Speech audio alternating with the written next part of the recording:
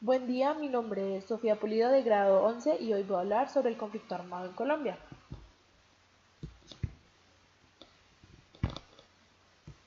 Se dice que el proceso del conflicto armado en Colombia ha sido muy extenso, incluso se ha considerado como uno de los conflictos más largos del mundo. Este conflicto se puede dividir en varias etapas. La primera, la etapa de violencia, inicia entre 1959 y 1960. Es el año en el que se agudiza la violencia bipartidista. Esta violencia tiene sus inicios desde el siglo XIX con la Guerra de los Mil Días. Esta es la guerra con la que inicia el siglo XX Colombia. Tras la última guerra civil tradicional, la llamada Guerra de los Mil Días, dada entre 1899 y 1902, el país vivió un periodo extenso de relativa calma, casi medio siglo. Sin embargo, finalizando los años 40, la violencia empezó a incrementarse, en parte por la fuerte adhesión de la población a los dos partidos tradicionales que se convertirían en subculturas políticas enfrentadas y que propiciarían episodios de violencia que con los años iban a aumentar. Un hecho que marcó la historia de Colombia y la razón de la agudización de la violencia entre partidos es la muerte de Jorge Eliezer Gaitán, quien pertenecía al Partido Liberal Colombiano. Gaitán contaba con mucho apoyo popular por sus discursos y sus buenas acciones cuando estuvo de alcalde en Bogotá, por lo que era una muy buena opción política para muchos colombianos.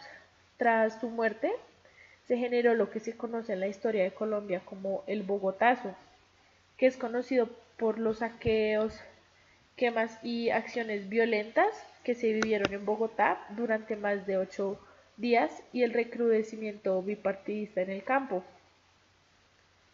Junto con el fenómeno de violencia agudizado, las elecciones del momento las gana el representante del Partido Conservador, Laureano Gómez, ya que el Partido Liberal decidió no presentarse a las elecciones por falta de garantías. Durante su mandato, Laureano Gómez incrementó las fuerzas de represión contra los opositores de su partido, sobre todo contra los vándalos liberales y los grupos que querían tener alguna participación política en ministerios o en alguna de las curules del Estado. Esto pues generó el surgimiento de movimientos armados provenientes del Partido Comunista, así como guerrillas liberales en los llanos del Tolima y otros territorios colombianos. Sin embargo, el Estado también tenía acciones para amedrentar a las guerrillas liberales, entre los que estaban los grupos armados llamados chulavitas, más conocidos por la población civil como chulos, que estaban encargados de infundir temor sobre los poblados liberales.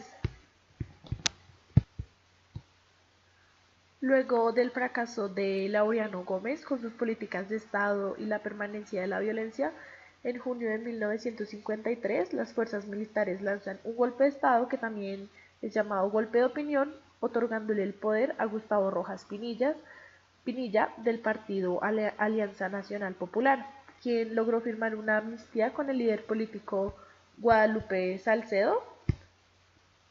Esto ayudó a disminuir el fenómeno de violencia de la época. Sin embargo, algunas de las medidas adoptadas por Rojas Pinilla, como la represión al Partido Comunista y acciones violentas en contra del movimiento estudiantil, sumada a la muerte de Guadalupe Salcedo, pues llevaron nuevamente a las armas a grupos opositores al gobierno, quienes tenían como campo de acción el sur del Tolima, el eje cafetero y algunas zonas del Magdalena Medio. El regreso de las armas por parte de las guerrillas liberales, sumado a la difusión de la idea del gobierno de Rojas Pinilla como dictatorial, dan paso a su renuncia en 1957, generando que el poder del gobierno de Colombia empezara a ser asumido de manera transitoria por una junta militar. Durante este periodo, los líderes de los partidos liberal y conservador crean una coalición política que por un lado establecía la alternancia del poder entre los partidos cada 4 años. De la misma forma, se estableció una contribución equitativa de los ministerios y la burocracia de Estado entre conservadores y liberales. También una distribución equitativa de las curules del Senado. Luego de estos tres acuerdos, el Frente Militar pretendía que se resolviera el problema de la violencia bipartidista que se venía viendo desde finales del siglo XIX y comienzos del siglo XX. Sin embargo, no fue así. El conflicto no acabó, solo cambió de características. Luego es el momento ya de la segunda etapa. Se debe a que el momento de consolidar el Frente Nacional se generó una exclusión política hacia otros partidos, entre ellos el comunista, y sumado a esto era inminente la necesidad de una reforma agraria que contribuyera de manera más equitativa a las tierras entre los campesinos y que permitiera el acceso de bienes y servicios por parte de las poblaciones menos favorecidas del país, teniendo en cuenta que Colombia era y es un país agrícola. Además, se presentó incumplimiento de promesas por parte de los gobiernos que hicieron parte del Frente Nacional.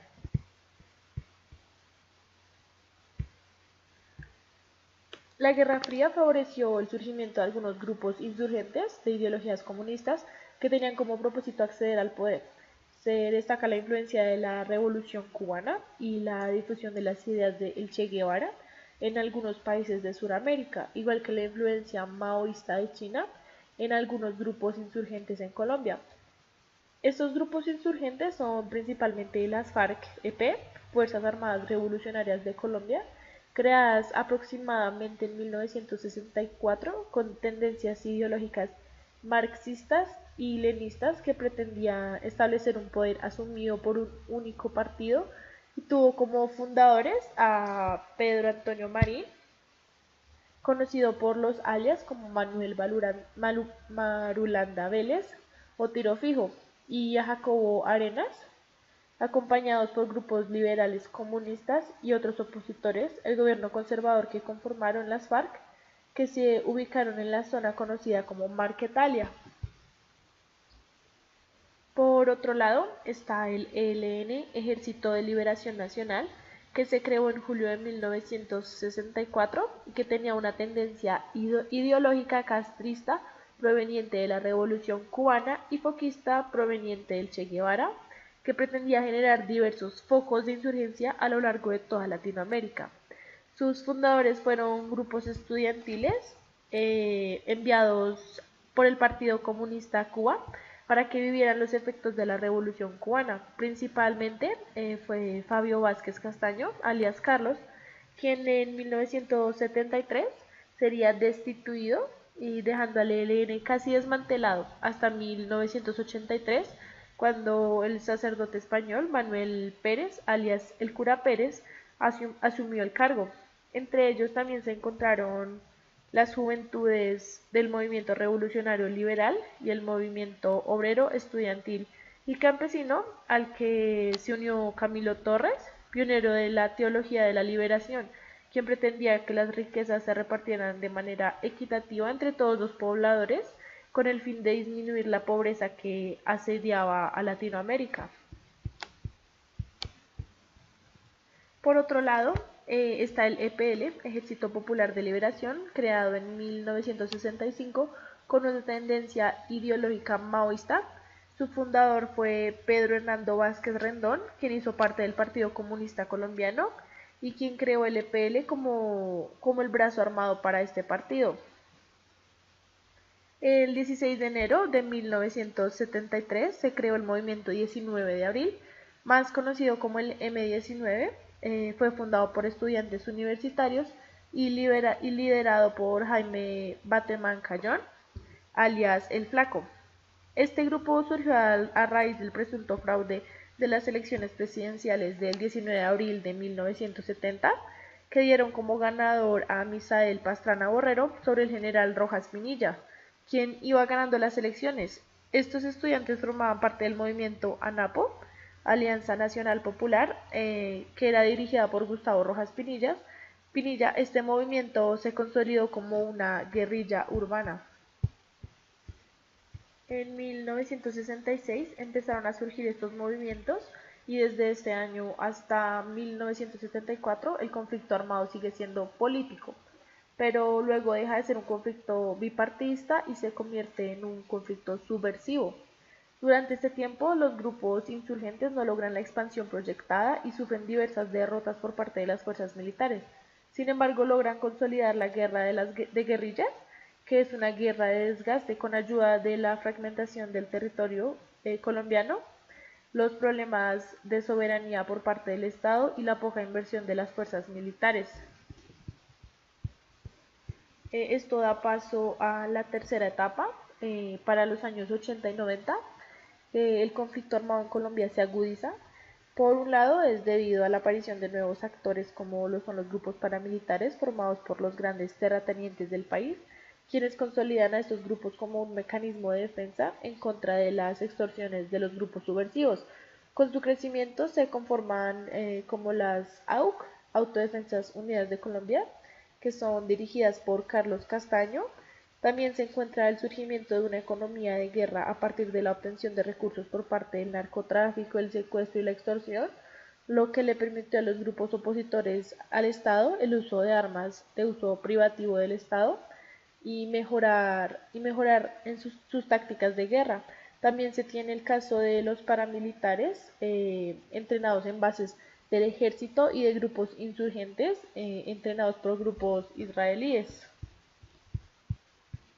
Las FARC intentaron acceder al poder por medio de la vía legal, creando el partido Unión Patriótica, pero luego se genera poca credibilidad del Estado por muchas muertes sistemáticas de políticos pertenecientes a la UP, Unión Patriótica, consideradas hoy como crímenes de Estado y que llevó a los sobrevivientes a volver a las armas y así agudizar aún más el conflicto armado, además de los intentos de paz y negocios fallidos que dieron paso al aumento de la presencia de las FARC, el ELN y los paramilitares a lo largo de todo el territorio nacional y a una intensificación de las acciones armadas entre los actores del conflicto, incrementando así el número de víctimas. Durante los últimos años se han logrado acuerdos negociados y la dejación de las armas de grupos como el M-19, el EPL y las Autodefensas Unidas de Colombia. Asimismo, la política de seguridad democrática implementada en la presidencia de Álvaro Uribe Vélez ayudó a la consolidación militar de las fuerzas del Estado y a la reducción de los focos insurgentes, especialmente de las FARC. Pese a esto, el conflicto ha perdurado, generando efectos en la población civil y un desgaste por parte de las fuerzas enfrentadas, por lo que se crearon diferentes encuentros entre el Estado y las FARC con el fin de llegar a un acuerdo de paz y acabar definitivamente con el conflicto armado. Dejación de armas. Estos procesos iniciaron oficialmente el 4 de septiembre de 2012, se llevaron a cabo en Oslo y en La Habana, Cuba, y finalmente se obtuvo como resultado la firma del acuerdo para la terminación definitiva del conflicto en Bogotá el 24 de noviembre del 2016, y así inició el proceso de postconflicto en Colombia. Muchas gracias por su atención.